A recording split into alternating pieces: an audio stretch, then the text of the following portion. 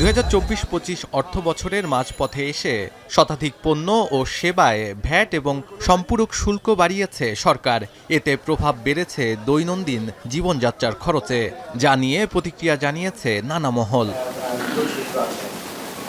শনিবার সকালে গুলশানে বিএনপির চেয়ারপারসনের কার্যালয়ে দ্রব্যমূল্য সহ শুল্ক ও ভ্যাট বৃদ্ধি নিয়ে বিএনপির অবস্থান তুলে ধরতে সংবাদ সম্মেলনের আয়োজন করা হয়।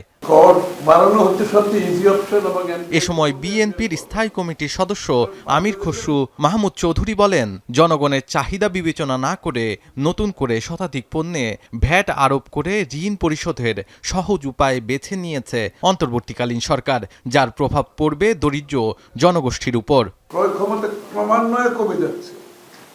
সেই অবস্থা যদি আপনি আবার কর আরোপ করেন, আবার ভিএটি আরোপ করেন, এমনকি ওষুধ সহ, সেখানে তো তারা আরো দরিদ্র সীমার নিচে যাবে এবং সেখান থেকে তাদেরকে বের করে আনতে এই যে আরো দরিদ্র সীমার সেটা একটা দীর্ঘ সময় লেগে যাবে।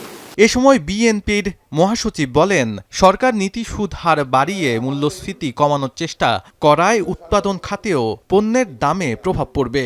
বর্তমান অন্তর্বর্তী সরকার এই চ্যালেঞ্জগুলোকে কার্যকর উপায়ে মোকাবেলা না করে একটি অর্থনৈতিক গঠনের ভিত্তি তৈরির দিকে মনোযোগ না দিয়ে চলতি অর্থ বছরের মাঝপথে হঠাৎ করে ভ্যাট শুল্ক বৃদ্ধি করলো, যা সহজ কিন্তু জনগণের জন্য কল্যাণকর নয়।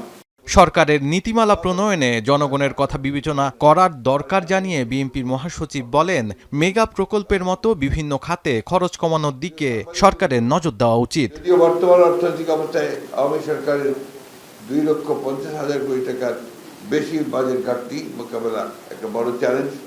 সরকার একদিকে খরচ কমিয়ে অন্যদিকে আয় বাড়িয়ে বর্তমান বাজেট ঘাটতি হলেও সমাধান করতে পারে।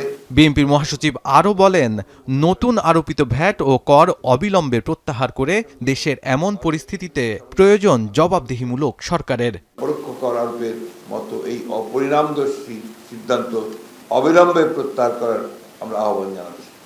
এছাড়া দুর্নীতিবাজদের বাজেয়াপ্ত অর্থের আইনানুগ ব্যবহার, কালো টাকা উদ্ধার, অপ্রয়োজনীয় প্রকল্প বাতিল সহ জনবান্ধব বাজেট প্রণয়নের নানা বিষয় তুলে ধরেন বিএনপির মহাসচিব।